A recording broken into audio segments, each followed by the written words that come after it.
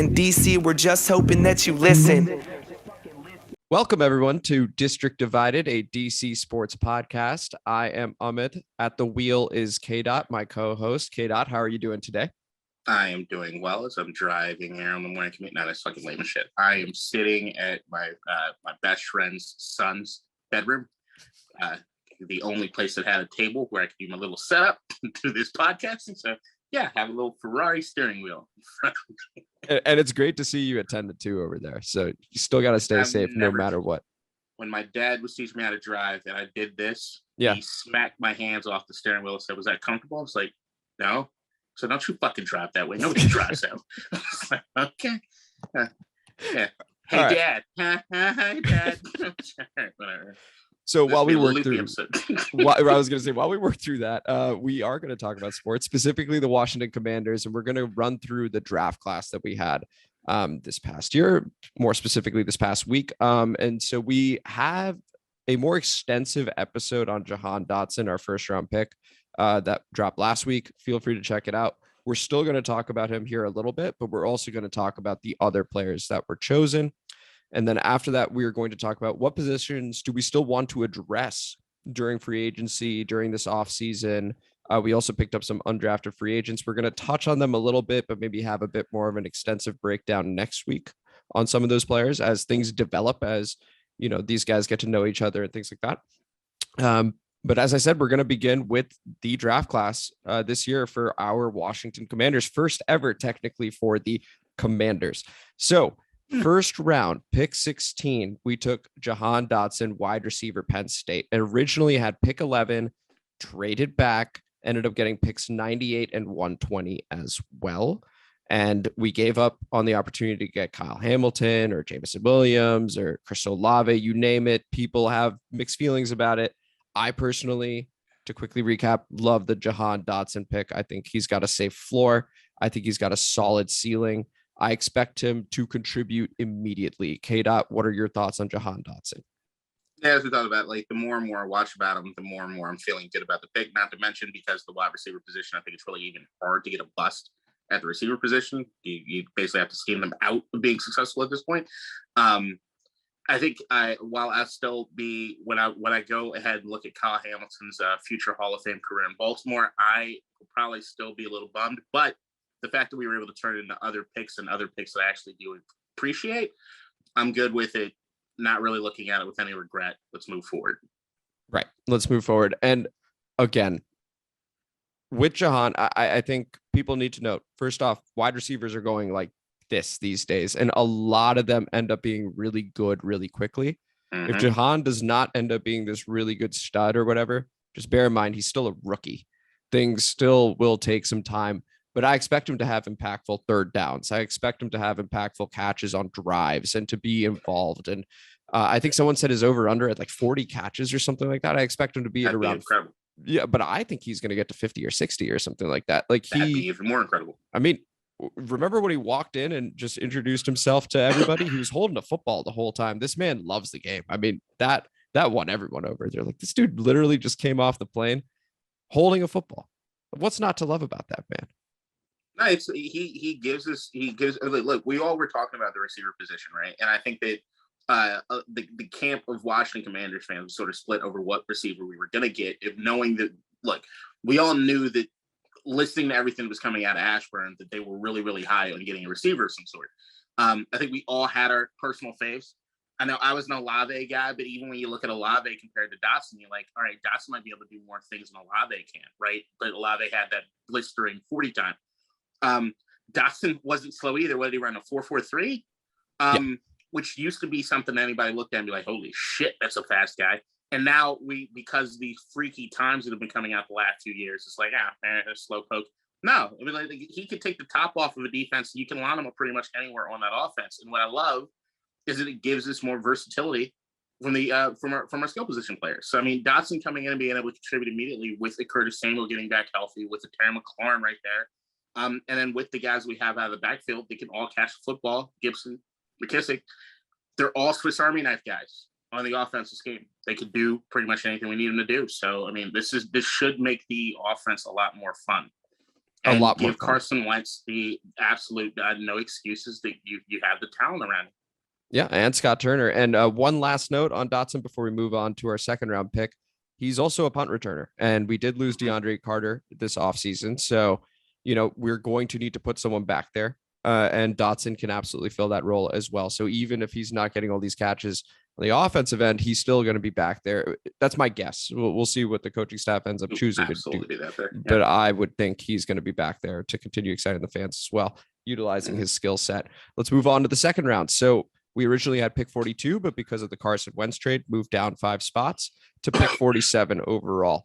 And with that 47th pick, we took defensive tackle from Alabama, Phidarian Mathis. He goes by Phil. We are going to address him as Phil starting right now. So Phil was a team captain at Alabama.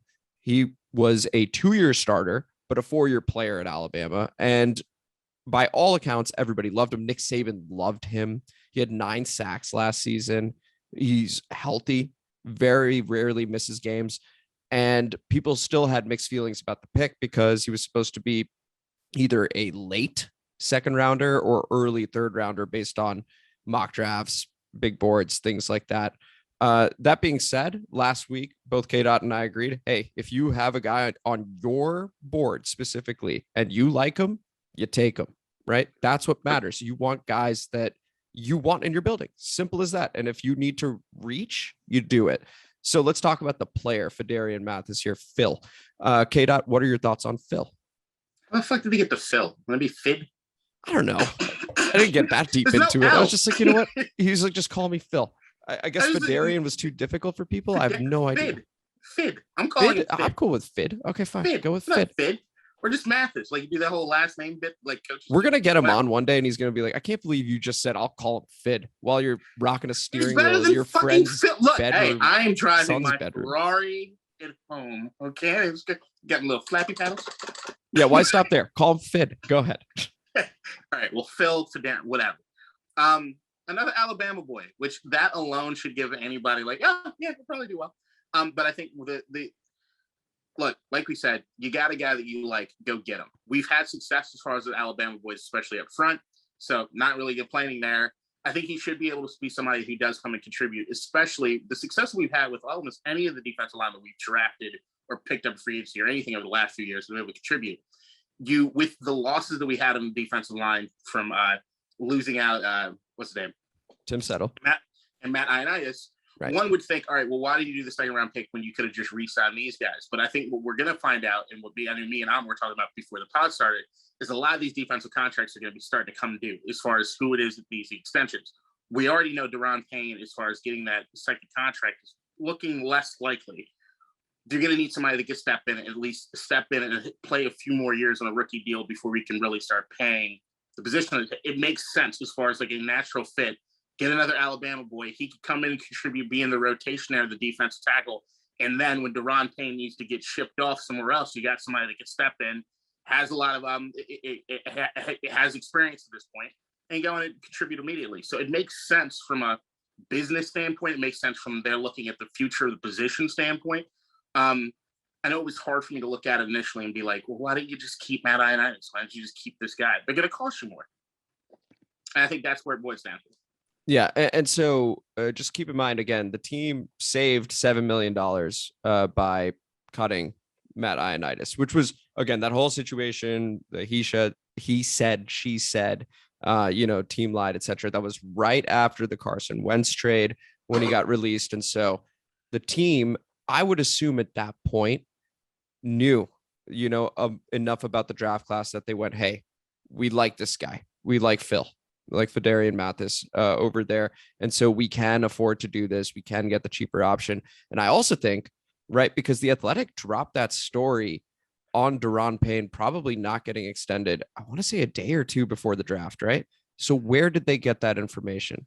Well, now I'm beginning to think, well, what if the team told them, right? So that you're mentally preparing fans to be like, because all of a sudden we were talking about Jordan Davis at 11 for a little bit. We were like, okay, well, now are we taking a defensive tackle round 1? No, we ended up taking one round 2. And so I think when I put the puzzle pieces together, I think the team basically informed the Athletic, hey, we are not planning on extending Daron Payne. so that fans could mentally prepare for a pick like this, of which there's still mixed feelings, because letting go of a Tim Settle or letting go of a Matt Ioannidis, who are NFL proven, for a rookie, I can understand it, and maybe a second rounder for a rotational guy. But looking long term, this guy's a space eater. This guy can get after the QB from the interior. I see nothing wrong with it. He, again, same school as Daron Payne, same school as Jonathan Allen, who just signed an extension. So in terms of fit, how can you not love it from that perspective? So I do think he'll end up being a solid contributor, even as a rotational player this season. Any other final thoughts here before we move on to the third round pick?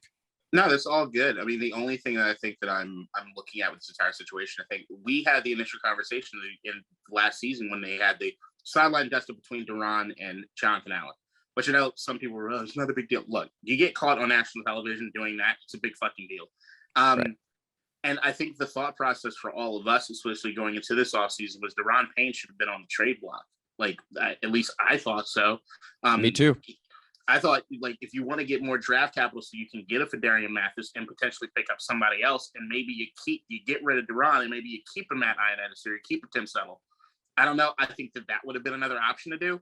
But I think what they're doing right now is maybe playing that Alabama connection so that they can all at least coexist in that locker room, and maybe it'll entice Daron Payne to be more of a leader or be a guy that really helps out this dude as he transitions to probably having to play somewhere else by next year. And so, and I know I said we were going to move on to the third round pick, also an Alabama kid. We'll get to Brian Robinson Jr. in a moment. What do you think is the end result with Daron Payne, right? It's got to be awkward for him being in a contract year. It's got to be awkward with that article dropping saying, hey, probably not going to reach out for an extension over here. How do you think he's handling this situation right now? Almost seemingly long-term replaced by a younger guy from the same school. I think that I don't know his full side. I don't know Daron Payne, right? Same. I'm hoping, just curious as to what you think. Yeah, I'm hoping maybe it's the Alabama connection that makes him want to be that leader, make him be that guy for him, right? Maybe there's that alma mater connection. I know those Alabama dudes are usually fairly. Sorry, hang on. I just got a fraud alert on my phone that apparently someone's trying to take $2,000 out of my bank account. All right, whatever. Could be Daron Payne. Maybe, but there's awful joke. I'm sorry. There's an element right now of like. I think that maybe the onus is going to be on him to do as best as he can, knowing like, hey, I'll go play somewhere else next year. I mean, I just hope, maybe that's wishful thinking. I'm just hoping it doesn't devolve into some sort of nonsense to the point at which we can't like easily just transition, I guess, to some degree. Yeah, fair enough. I think you're probably right. And I think if the team could keep Daron Payne and have Mathis continue to rotate long-term, I think they'd be ecstatic with that. Yeah. So I still think that there is a chance that Daron does sign long-term. It doesn't look likely right now, but I do think that they want to keep him. Otherwise, they would have traded him, you would think. Let's move on to that third round pick. Running back from Alabama now, Brian Robinson Jr., also a 4-year player at Alabama. And this was basically his first year where he had over 100 carries. I think he had 271, average 5 yards a pop. In that college football playoff in the semifinal against Cincinnati, he took that game over 204 yards on the ground, where Cincinnati, they had Kobe Bryant as one corner. They had Sauce Gardner as the other, and they were doing a great job on those wide receivers. So just keep handing it off to Brian Robinson Jr. and just destroy them. And that's exactly what he did. Ron Rivera's already talked about it. He anticipates Antonio Gibson as well as, Brian Robinson Jr. as a 1-2 punch, similar to D'Angelo Williams and Jonathan Stewart, like they had in Carolina. So this sounds like hey, he's going to contribute immediately as well. So we're talking about these top 3 guys and we're going, hey, all 3 of them are going to play immediately. What are your thoughts on this pick here, KDot, with Brian Robinson Jr.? All right, so the Brian Robinson thing, I'm actually starting to fall in love with this pick. Initially, it was like, running back this high? Then you start looking at the tape and you see something that I've been critical of this Washington team is lack of physicality on offense. This brings it. At least this gives us some sort of identity that way. Now, we look at Antonio Gibson, you look at that frame, you look at that size, you'd expect him to be a more physical back, but he just won't do it. I just think because of all those years he's played at wide receiver, he just doesn't understand that run between the tackles. I'm going to take you heads up sort of thing, which leads to this. You're always yearning or wanting more from Antonio Gibson in that play. Like, instead of just taking a guy and look, if I make this contact just because of how big I am, I'm going to get 3 yards and to take it, right? There's always this happy feat of trying to get around and try to be elusive, but you don't need to do that necessarily all the time. Brian Robinson is the dude that can bring that physicality. I love the Jonathan Stewart, what's his name? D'Angelo Williams comparison. Like, if you could do that 1-2 punch, but I mean, it's not the first. At first, we thought Antonio Gibson was going to be more of that Christian McCaffrey sort of role. Didn't fucking work out that way, right? But Gibson has been somebody who's kind of frustrated me because I need him to play more physical. Not to mention the fumble issues, right? Brian Robinson coming in there, if we need to be and have a more physical game, can do that. I love the idea of being able to do these split back sets. You have a Brian Robinson and an Antonio Gibson in there at the same time. You have no fucking idea what's coming towards you, right? Same thing with McKissick. You do a McKissick-Gibson backfield. You have no idea what's coming after you. Like, I just think it gives us, once again, that flexibility, but also what we've been missing on offense is the physicality. And what he can do is, like, if we're having one of those games, maybe it's raining, maybe it's just, hey, we need to pound the rock. You give this dude the ball, a little thunder, a little lightning, double back, you split the backfield between those two and just kind of running between the tackles. It could be a lot of fun. I really, really, really like this pick as far as what it can mean for the offense, giving them at least a facet that we haven't had in a little bit. I think that's an excellent point, right? Just take the yards sometimes. Brian Robinson Jr. is going to do that, right? He's not one with the happy feet in the backfield. Now, love Antonio Gibson's game, right? When it works, incredible. But there are those moments where you go, hey, it's a short yardage situation. We just need to get those yards. Brian Robinson Jr. can do that. I saw some comparisons to Peyton Barber. I can see it. I understand where you're coming from. For me, watching Brian Robinson Jr. in college, the handful of games, Alabama games I saw, he reminded me sort of a Brandon Jacobs, at least at that level. You know, just sort of a big guy, runs through the tackles, breaks a couple tackles here and there. We'll see if that translates to the pro level, but I do like that this will help Antonio Gibson's workload each and every week. He's missed games before. So in situations where he misses games, well, now we have Brian Robinson Jr. over here, which is a big help. And this may even help Gibson not miss games, right? With that lighter workload, it allows Gibson to do what he does best, which is operate in space and let Brian Rob take those hits a little bit for you. Yeah. So I really like the physical element that Brian Robinson Jr. brings to this. And then McKissick can still specialize as third down. By the way, Brian Robinson Jr. can be a third down back too, if he absolutely needs to be. So the versatility of these players, right? So Jahan Dotson, he's a punt returner. He's a wide receiver. He can play anywhere in the slot, out wide. Phil Mathis, he can play in the interior. He's a space eater. And then you have Brian Robinson Jr., who can catch out of the backfield, who can run through the tackles, no problem. I like where they're going with this, and this goes straight to the 4th round pick, Percy Butler, who is go ahead. One more thing on the running back thing. How many times over the last few years have we've been there on the goal line, 2 yards to go, and you just need to get it. And instead of just running between the tackles to go get it, where sometimes there's just no momentum, the running back is doing this happy feet bullshit, you can't figure out what hole they hit. Right. There's how many bootlegs do we run in those sort of situations? Sure. It's nice to know that you can have a running back there. Just give them the fucking football. Give them Everyone in the stadium can know what's coming. It doesn't matter.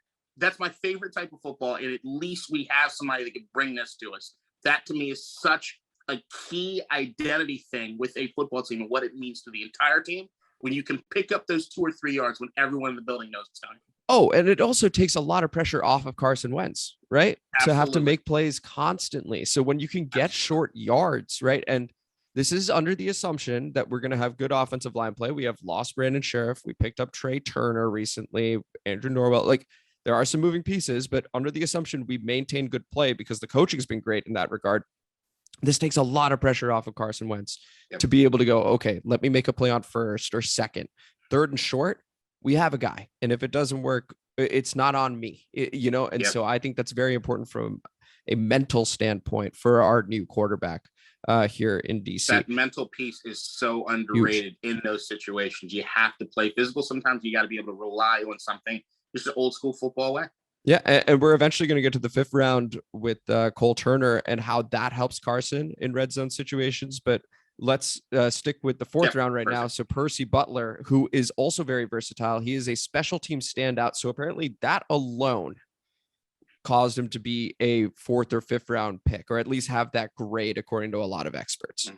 Additionally, he seems to be a candidate for that Buffalo nickel role that we have talked about constantly. People seem to love this guy. I know Chris Sims tweeted out Percy Butler is the best safety in this draft in terms of instincts and things like that. So I don't have the direct quote, but Chris Sims loves him.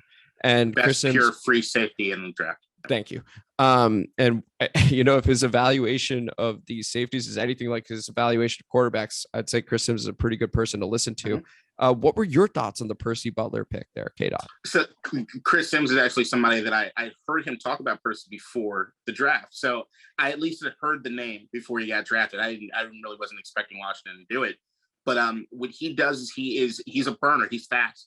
And what he does is that he's got that ball hawk sort of mentality from the free safety position. You can see he makes up a lot of ground really, really quickly. The comparison, I would say, at least somebody that we know that was a burner and playing in free safety position is Troy Apke here on our team. Right. But you can see with Troy Apke, the physicality aspect is just not there unless it's on special team, which you kind of see he's building towards, right? But Troy Apke's main thing is that because of how fast he is on special teams, he's usually the first guy there at least to slow somebody down or to make the tackle. A lot of times he's not the one making the tackle. He's the one slowing somebody down in order for somebody else to make the tackle. Percy's not afraid of physicality. The only thing with him is that it's either an amazing highlight hit or he whiffed. Like it's like a zero-sum game in his tackling, which something that hopefully they can coach out of him a little bit. He's a dude that look he'll come down, throw that shoulder or anything there into you, and it's a good looking fucking hit. But if he doesn't hit you direct on, it's going to be an issue. But the thing is, with that speed, if they can teach those fundamentals and get him playing with the proper technique, he could be really, really interesting on a defense that just needs versatile bodies and players that can just get there, right? So the idea that he could play that free safety position, the fact that you could have that rotation of him, Cam, Bobby, could be really, really interesting, especially just keeping guys fresh.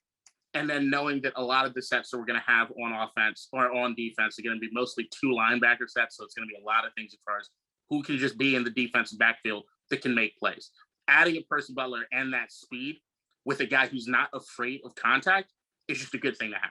Just a great thing to have. And so, by the way, he was a 4th round pick, so pick 113 overall. And what's important to note about that, right, is that rounds 1, 2, 3, you're expecting the expectations, right? When you're round 1, they're up here. When they're round 2, they're probably here, 3, 4, etc. So round 1, you're expecting an immediate contribution, unless you're a quarterback and you're sitting for a year and you're learning the offense. Round 2, you're expecting rotation or immediate production. There's going to be playing time guaranteed. 3rd round starts to get a bit interesting, but historically this group, or rather the franchise, has done an excellent job in the 3rd round.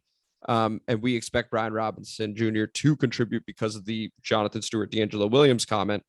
And now we're getting to the point where, hey, you don't need this guy to immediately start. For example, you don't need him to be a savior. What we always need is excellent special teams play. And what we do need is depth. And he checks both those boxes here. So absolutely. Percy Butler, from that perspective, I think is great because at the very least, what we've been promised as a fan base from everybody is like, hey, no matter how you think of him as a safety, and a lot of people regard him quite highly, he's an excellent special teamer. Okay. Yep. And so that is a great sort of character or great characteristic to have about him, especially in that 4th round. The only other knock on him, I suppose, is that it's not LSU, it's Louisiana that he played at. So, the competition's different, but that's what the coaching's for. So we'll see how he gets on over here. And now we're going to move on to round 5, pick 1, which everyone seemed to love. Pick 144 overall, but pick 1 in round 5. Quarterback out of North Carolina, Sam Howell, who was projected to go 2nd round, and if you looked a year ago, he was mocked number 1 overall. So he falls to round 5. And the Commanders end up getting what a lot of people think of as quite the steal at that spot. KDot, Sam Howell, talk to me. Slam dunk. Like there was so good value there that it was ridiculous. You can't not do it. I'm glad that they just did it. It's not an overthink. I'm just glad that it happened. Look, Sam Howell, like you said, last year, if you're looking at the prospects, he was looked upon as probably being the best overall quarterback. And I think the drop up between last year and this year is he lost everybody from a skill position player standpoint that was worth a damn. Then we're also talking about, once again, North Carolina. They were competitive a couple years ago, but it's North Carolina, not known for fucking football. And knowing that we also have a Diami Brown, one of those guys that were his weapons that came here. Like, this is the thing, is that Sam Howell right now has shown that, at least in North Carolina, that he's a old school, almost natural sort of quarterback. There are certain things you're going to have to deal with or work with him. His release is really long and really weird looking. Like, you could just tell there's this backyard football sort of aspect with him, which is where you get like the comparison like a Drew Brees, or you might have some like Brett Favre-ish in him. But the idea that you have him there from a 5th round standpoint, there's no pressure to start anytime soon. You have a Carson Wentz in there that knows that he doesn't have anybody creeping up behind him. We all know what Taylor Heineke is. Taylor Heineke's not putting any pressure on Carson, but what Taylor Heineke does is able to be that true backup. Our quarterback room is the best we've had in a little bit right now. If you're really looking at it as far as the setup, you've got your number one in Carson Wentz. You put the best possible team you can have around him. Hopefully it works out. Hopefully it's successful. If he does get hurt, you have Taylor Heineke, a dude that we all know is capable of playing a position, can win his games. And I think anybody would even say if Taylor Heineke were to be the starter of this team right now, we're still in a better shape on offense than we were last year. So we probably expect more wins from him, plus more experience there from him too. So he's going to still get better in certain aspects. There's still going to be the physical limitations of Taylor. But then you have the perfect scenario in Sam Howell that gets to come in. 3rd string quarterback, gets to truly learn. He's under no real thought process of getting thrown there to the wolves or having to learn there on the fly. He gets to really be a student and study the game. If Carson Wentz does, for some reason, end up sucking it up this year, I still don't expect Sam Howell to really play all that much until we're looking at later on in the season. Maybe if we know that we're like, hey, maybe we're out of contention. Maybe we just need this. Everybody here will be completely solidified with Taylor Heineke having to take over if Carson Wentz actually sucked where he got hurt. Sam Howell can really learn a position and then look to potentially play next year or the year after, or if he's showing out in practice so we're like, holy shit, this dude is really on to something. Bye-bye, Carson, next year. No big deal. And then you got another dude that you can anoint. I don't think anybody's expecting that to be the case, but it gives us possibilities. We know this dude has talent. That's absolutely there. He has talent. What exactly that talent will look like, especially this year when you had a quarterback class that everyone fucking hated. Pick the guy who last year everybody fucking loved. I like it. Yeah. How could you not? I mean, again, round 5 for a guy that was mocked number 1 overall a year ago, who had a round 2, round 3 grade. You're getting a guy like that in round 5, and his favorite weapon from college is here already. In the backfield, 2 players that he missed out on last season in college football, Javonte Williams, who was excellent for the Denver Broncos, and Michael Carter Jr., who was excellent for the New York Jets. You know how hard it is to be good for the New York Jets? I mean, like, that is what we're talking about. The talent that he lost, and the offensive line play. I think they allowed the 6th highest sack percentage across college football, right? So like, he's constantly under pressure, and yes, he's got some things he needs to work on. The importance of Taylor Heineke this season, just his presence being the backup, is huge. Absolutely. Right? Because if Sam Howell's the backup and everyone loves this pick, we know how this fan base gets. If Carson has a bad game, you're all of a sudden going, what about Sam Howell? No. We don't want that. We want Sam Howell to be in this sort of bubble, so to speak, or this insulated environment where he has no pressure on him. He can learn the offense. He can get reps with these other guys. I think it's incredibly, incredibly important that Taylor's here. And then guess what? At the end of the season, Taylor Heineke's out of a contract. So depending on how Sam does this year, if Sam does well, you can comfortably let go of Taylor. You can have Carson with a lesser cap hit entering next season. People forget, yes, we can get out of Carson Wentz, but if we choose to stay with him, $2 million less next year, and then $2 million less again the year after that. So there, you could have Carson Wentz with Sam Howell as the backup and still not that much pressure on him, right? You could have Carson for a full 3, and then it's Sam, depending on how things go. So, and this could also be nothing. I just want to say that too. It could be that he never plays, but as a round 5 pick, as a QB, that is forgivable, in my opinion. That's where I stand. So no matter how this goes, we would love for it to work. You know, if he were a long-term guy, terrific. If it pushes Carson to be great, terrific.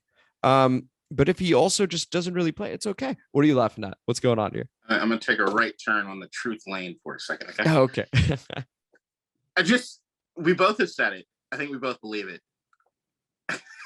If Carson Wentz sucks by week 2, you don't think we have a Sam Howell chant?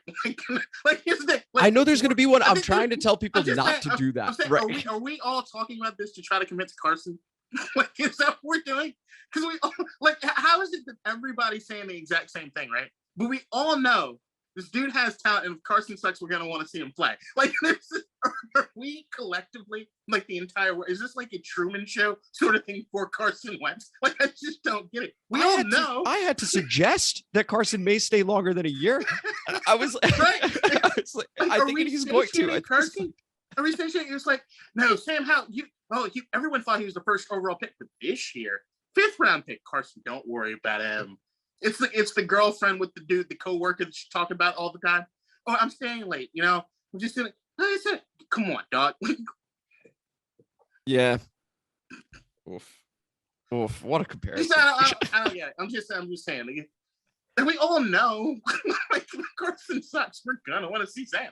Like, it's not good. I'm just saying. Hey, don't worry about him. He's a 5th round pick. You got it. But everyone's thinking it. I mean, but please don't do it by week 2. Please. Just. I think everyone just wants his, like, everybody thinks Carson has this fragile psyche. It's like, yeah, don't worry about it. It's okay. 5th round pick. No pressure. Carson's a talented dude, and we all hope it works.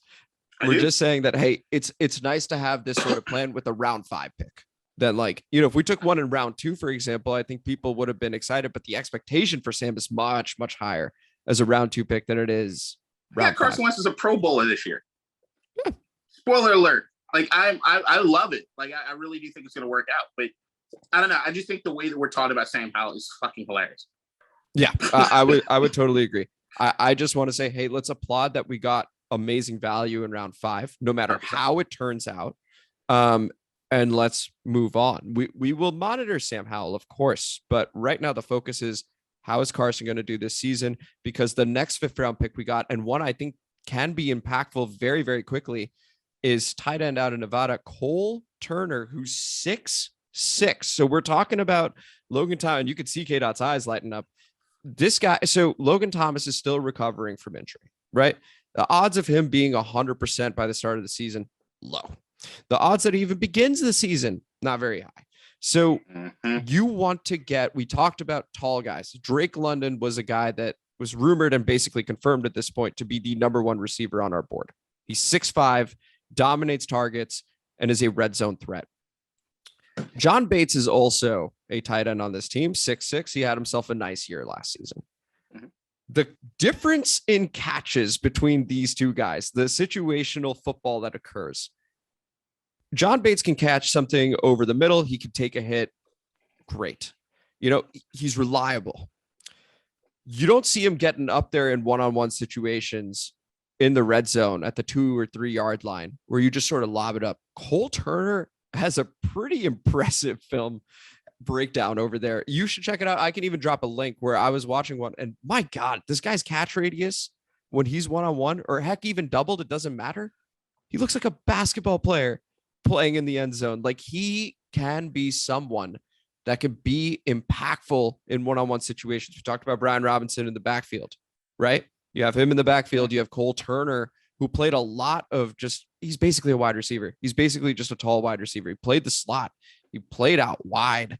Like, this dude is versatile, and I can see him being impactful immediately. KDot, what are your thoughts here on Cole Turner? Probably my favorite guy of this draft class that we have. Look, the tight end is the position for the freak. It's the freak position. This is you're too big to be this. You're too small to do this. Go do whatever. And the thing with Cole Turner is that he has a history of playing wide receiver. He's new to tight end. He's learning how to play tight end from a standpoint of where receiver is, like, a receiver learning to play tight end.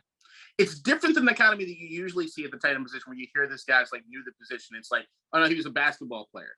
That is becoming. He already knows how to play football. He's just learning how to play so close to the line. And the thing is, you can pretty much put him anywhere, which goes back to that versatility aspect that we have on this offense. You don't know what's coming to you. And if you look at his stats, he's gotten better, significantly better each year that he's been playing tight end. This dude, you can see that we have no idea what the ceiling is at all. Nobody can even begin to think where the ceiling is. But if you're talking about a freak, he's 6'6", 240, 50 pounds. He can run. You see he likes to get up there and like to get vertical. Dude, it's the tight end position on this team, while they're not heralded names, is a really, really fun position. Even we talk about our guy, Sammy Reyes, right? Mm-hmm. Freak, basketball player, knows how to get up there. And we haven't seen it yet, but I love the idea of you have these dudes that can just do anything. John Bates will be more your blocking tight end. I think the Cole Turner aspect is going to be teaching him how to block, which is what I think the biggest teaching thing is for him at that tight end position. He knows how to run around. He already knows how to do that. So maybe you don't even ask him to really learn how to fucking block to be able to play. That's what I'm saying. I don't think you need to play to his strengths. His strengths seem to be getting up there for these jump balls. And dude, what do we talk about Carson? If you can imagine on the goal line, a 3 tight end set, Bates, Thomas, and this dude, what the fuck? With Brian Robinson in the backfield? Right. And, Logan can block. Bates can block. So have them as your tight ends, and you can split this dude out wide. He is a matchup nightmare. And I think that it's a dude that play is going to get better. Not to mention his hair is glorious. And I look for tight end is, like I said, it's the freak position. The crazier you are, the crazier you look, the more unhinged as a player you are, is the more I really expect from you from the position. If you really look at it, they're the freaks. Tight end is the freak position. I love that. And I haven't thought of it that way before, but it's so true. The moment you even said it, tight end is the freak position, because we'll even see what happens with Sammy Reyes. I mean, he just finished his first year of like organized football, right? So we'll see what happens with him as well. And we'll see what happens with Cole Turner.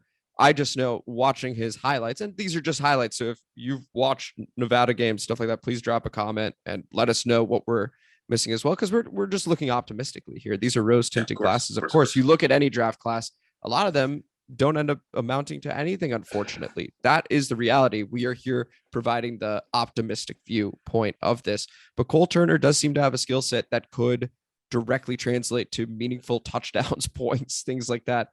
Now, the difference would be that he's going against a number 1 or number 2 corner in the NFL, out wide versus, going against. He wouldn't be against that. He would never be against the number 1 and number 2.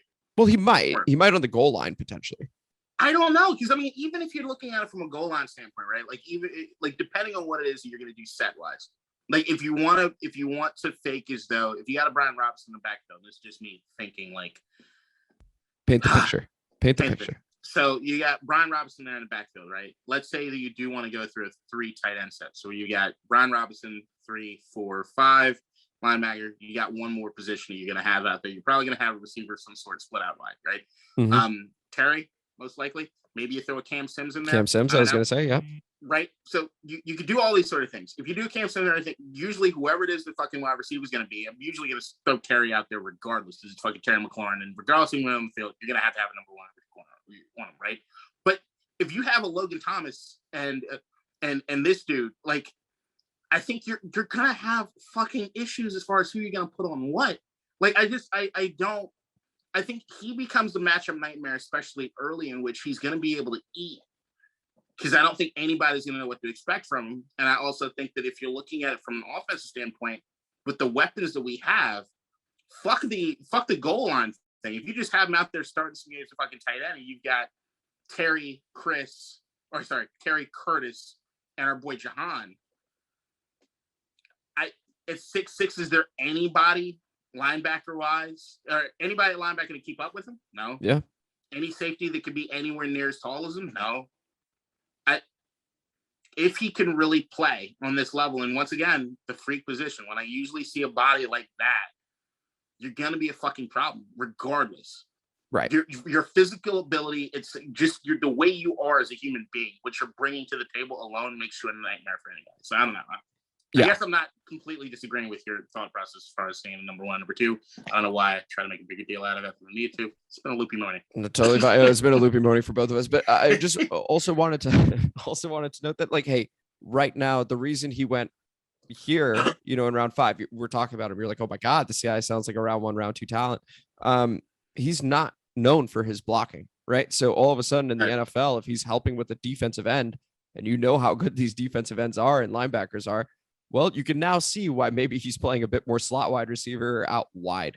So I do expect a few jump balls to come his way, especially while Logan Thomas is recovering, because we saw a few of those that Taylor threw to Logan last year, where we're just like, hey, let's throw it up and see what happens. Cole Turner seems to have that skill in his arsenal. So I wouldn't be surprised if we get a couple Cole Turner attempts, even touchdowns this coming season, despite being, a 5th round pick. I expect them to give him an opportunity to be able to do that in the preseason. I'd love to see them put him in blocking situations. How does he do? Does he whiff? Fine. It's preseason. You're learning about him. That's the idea behind it.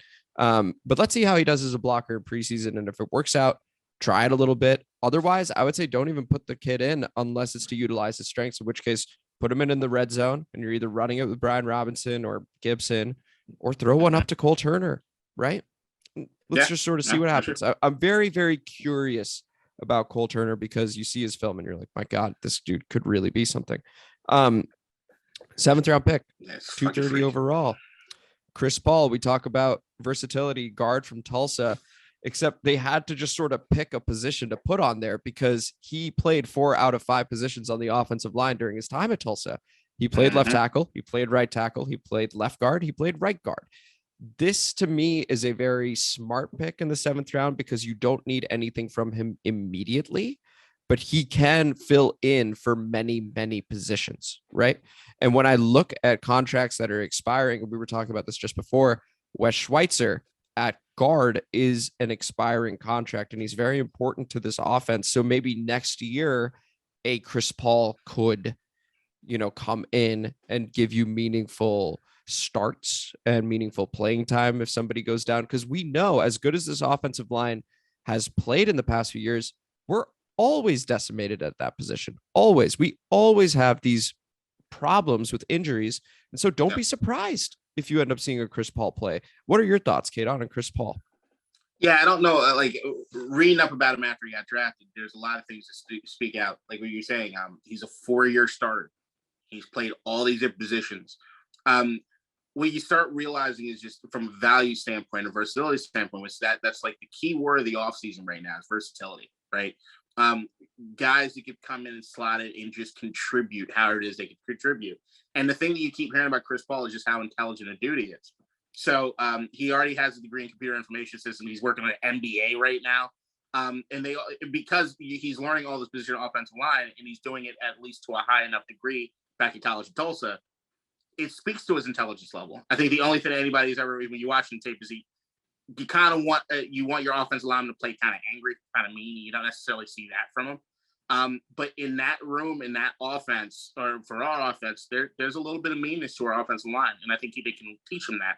And as he gets older, he's 23 right now, he's still going to bulk up a bit more, probably get stronger as the years go on. I think that this is a dude that can slot in, and he makes things extremely interesting for the offense. This is a great value pick.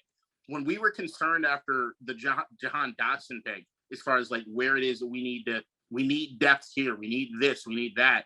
Getting a Chris Paul takes care of a lot of issues in one guy that you could have as far as depth on an offensive line, which is something that we, like you said, we're always looking for something there. And that's another thing is you look at this offensive line right now, how many of these dudes that we've seen have played multiple positions here for us? This is a good thing. You got guys that if this dude goes down, at least you can get something serviceable until he comes back, which is something that we've also noticed is that even with all the injuries that have decimated us, have we seen a huge drop in offensive line play at any one week? No, they've kept going. Now, of course, like when Sheriff would get hurt, yeah, you're not getting the same production as having the Sheriff out there, right? But there was never, I think the reason that us collectively as a Washington Commanders fan base were okay with watching Sheriff walk was that we didn't see it go down that much with him gone. You need versatile guys who can just step in and go up and play whenever it is you need them to. Yeah. And Chris Paul speaks to that. Chris Paul absolutely speaks to that, especially in the 7th round. I mean, I can imagine our war room just being like, Jesus, we missed so much fucking time across all these positions. How do we keep doing this? Oh, look, there's a guy here that played 4 out of the 5 positions. Why don't we just get that guy? Because we're going to lose people, because we always do. That's just what happens with us. It happens with every team, by the way, just to be clear. But why not take a guy that's versatile? Now, versatility does not mean that he excels necessarily in all of them. So just keep that in mind. I think we hear the word versatility. He can play this, he can play that, but that also means he was moving around significantly, and he wasn't just like this cornerstone left tackle, for example, because he didn't excel there. So just keep that in mind as well. Be patient with these rookies. I keep dropping these disclaimers of like, hey, we're getting excited, but also please be patient at the same time. But I think that's the thing. Serviceable is all I'm looking for, yes. right? If you, hopefully you're never in a position where 4 out of your 5 offensive linemen are fucking hurt at the same time. But if one guy goes down, you have a guy that can slot in and work in tandem with everybody else and understand. That's usually the biggest drop off, is that you get somebody that goes in that either doesn't know the position or doesn't know how to build the chemistry that he needs to know as far as what guy is doing which. With him having legitimate experience in all these positions, he can be serviceable.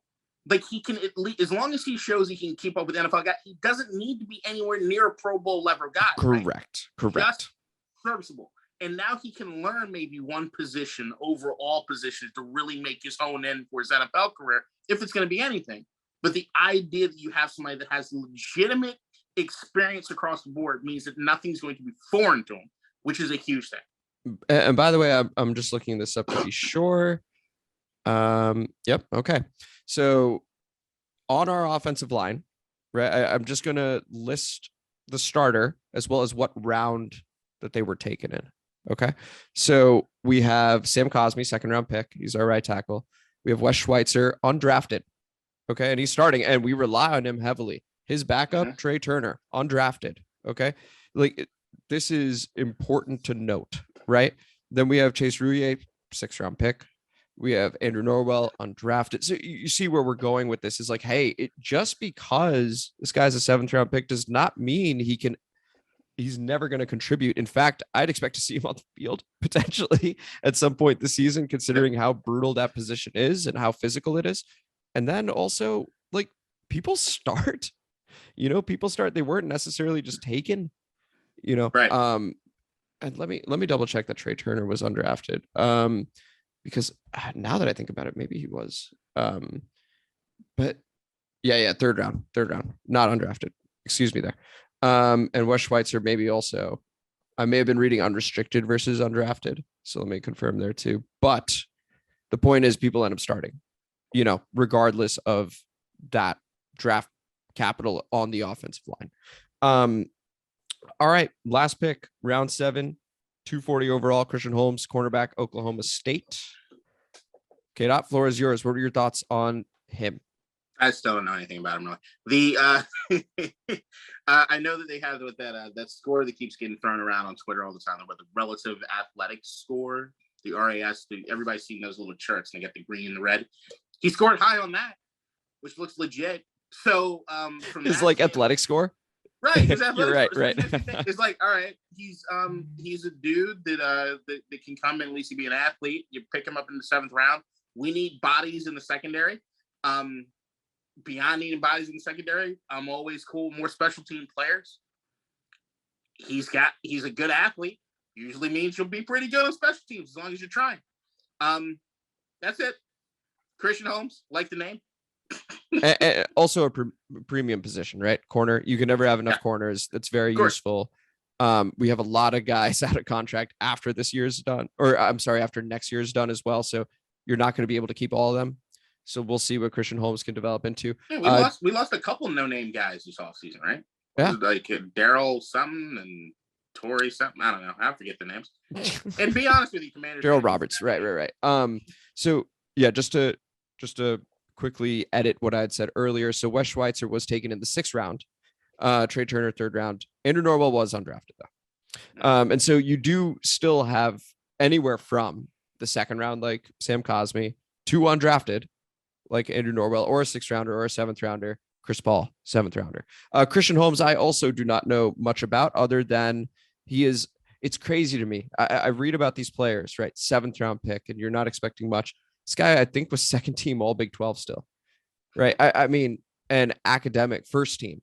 So they're so impressive, like you really like, you think about round 1 and then people, sort of the casual fans, stop paying attention. And then rounds 2 and 3, and you're like, okay, still some production this season. All these players are fucking impressive. Like, it's just, I just want to say that as well, especially because of how cutthroat the business is. Not everyone's necessarily going to make the team. There is bias towards them, but man, really, really impressive players. And hopefully Christian Holmes is the kind of guy that goes, hey, you two didn't say shit about me, and now you can't stop talking about me. He has that sort of dog mentality where he's like, I'm your guy. Like, it's entirely possible. Cam Curl did it. Christian, I don't know shit about you. Prove yourself, bud. Prove it. Cam Curl did. It's not like that happens every fucking year, but like, it's possible. It's possible. That's one thing I will notice about our coaching staff more than I remember a lot for Washington teams. The late round picks and the unheralded guys end up being contributors immediately. Like, there's so many cases of that for this organization over the last few years. Especially since Ron Rivera's kind of taken over. It's just like, when we're crying about DeAndre Carter leaving, the motherfucker's 30 years old. You didn't hear his name until this year, right? Like, it's just so true. What is that, right? Like, there's this J.D. McKissick. When it looked like he was going to go to Buffalo, he's like, oh my God, how we like J.D. McKissick was a Detroit cast-off before he made it. Like, I don't know what it is. It's this next guy up mentality that they have in Washington right now is something you can look, regardless of where you get drafted or anything, you probably have a quality start. Like, you got to give the guys at least the benefit of the doubt there. As a matter of fact, this becomes the most exciting part of the free agency period right now. For us, it's usually after the draft that we start picking up these dudes that nobody else cared about that end up being major contributors to this team. Yeah. And so why don't we transition to that? So that's going to wrap up, the different draft picks that we had. Now the draft is over. There's still some free agents out. There are still some free agents out there. There are still some holes that I think you and I both feel need to be filled on this roster. What position are you targeting? If you have a name, great, that's available. But what position are you most concerned about heading into this season now after the first round of free agency, which is pre-draft and the draft? Linebacker. But Same. That being said, the only name that I really have is Landon Collins. Like, that's literally the only name. Like, whatever they need to do to bring him back, do it. All right. If it fits within the salary cap, just fucking do it. Don't overthink this shit. Just bring him back. Yeah, I think that's the biggest part of it. Is like, right now, I look through these guys on defense. I look through the guys that are still free agents, right? And like, you see the Dante Hightowers out there. You see the guys that have the bigger names, which Washington's probably not going to do. And if I'm being completely honest, as much as I want to, like, Madden franchise mode, I'm just going to pick that big name. He might have had a Pro Bowl. I just want him on the squad. Like I just said, the unheralded guys that nobody really has on their radar are the dudes that are able to come in here and contribute. So there's probably a name that is way low on that free agency list that I'm not thinking about at all that will probably end up being here and will be somebody that we're all like, well, damn, that's why they get paid the big bucks and I'm talking shit on a podcast. Exactly. Couldn't have said it better myself. I agree. Linebacker. I look at the different positions. I think we did a pretty good job addressing depth in certain positions and getting immediate contributors in other positions of need. But linebacker, we were talking about this. Cole Holcomb right now, he's in a contract year and we rely on him heavily. And then you look at players available next season with expiring deals. Roquan Smith is the only name enticing, and I don't see any scenario in which he's available. I'm sure Chicago would end up re-signing him, no problem. So it's bare, that market, right? And so you want to make sure that you get good linebackers because we don't want to waste this defensive line as well. Good linebackers help buy time for this defensive line to get to the QB, and we need them. So, I mean, names to look out for that are rookies that are on the team that are signed. We have Trey Walker and Drew White. Okay. So those are two names to look out for this coming OTA period with the rookie camps. And we also got shout out Stephen J. Davis Jr. For those older heads that remember Stephen Davis running Big back. country. Yeah. love Stephen Davis. I remember when he went to Carolina, I was like, geez, what are we doing? And then he ends up going to the Super Bowl that year with Jake Delhomme and Steve Smith. Took them to the Super Bowl. Yeah. We just let him walk anyway, but his son is here trying out for the team as a linebacker. I know we could probably do a whole episode on that. And then there are a few others. Declan Brooks. Let's see. Bryce Notree. Derek Brooks' kid. Oh, Derek Brooks' kid. So we'll see what happens. Hopefully one of these linebackers really shines and is able to play. But when I look at the roster, I'm going, man, Jamin Davis needs to have a huge year. I mean, for the expectations around him, right? For the depth that we have, which is not a lot, we really, really need a huge year out of Jamin Davis so that we feel comfortable about our linebackers, at least a little bit more comfortable. Yeah, he's just got, he needs to be relied on. He needs to be able to be relied on. That's it. I don't need him to be a Pro Bowler. I just need you to be a guy that we know is not going to get burned every time you're fucking out there in coverage. We need you to be a guy that can plug a gap when a running back's coming through it. That's all I need. Yep. Just need some reliability there. And I am of the belief in camp, having done the Commanders offseason series with KDot, that the coaching staff is solid. Jack Del Rio, to me, has a solid track record. And this group, all of them, when it comes to drafting linebackers, seem to know what they're doing. So I have full faith that Jamin Davis will take that big next step, because we need it more than any other position, in my opinion. We need him to take that next step. But that's going to wrap up today's show. This was District Divided, DC Sports Podcast, specifically focused on the Washington Commanders today. I am Amit. That is KDot. Thank you guys for listening. I also believe the NFL schedule drops next week, so we can play the game, like, win, loss, whatever. Which one are you most excited for? And we will talk more about the undrafted free agents next week, again, as more news drops, and maybe a preemptive welcome to Washington, James Bradbury, another former Carolina guy. Each time one of them hits the market, seem to find a way to be able to sign these guys. But until then, we will see you guys next week. Take it easy. Abolish the NFL draft. I'm going to go see Doctor Strange. Woo! We're going to talk about that next week too.